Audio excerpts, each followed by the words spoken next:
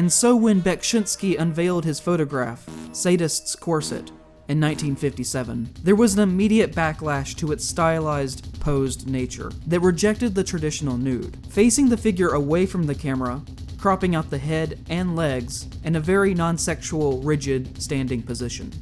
Photography critic Alfred Legocchi publicly criticized the photograph, saying that surrealist photography should not be acknowledged because of its direct interference with the photographed subject on the part of the photographer, that it didn't properly represent the subject as it really was, claiming that Bekshinsky's work was anti-photography. Bekshinsky then responded to this publicly in Photography magazine with an article titled "The Crisis of Photography and the Perspective to Overcome It," saying that the pervasive style of pure photography didn't allow for artistic expression, and that the medium should grant that to an artist to make an artistic statement if the artist wants to do that.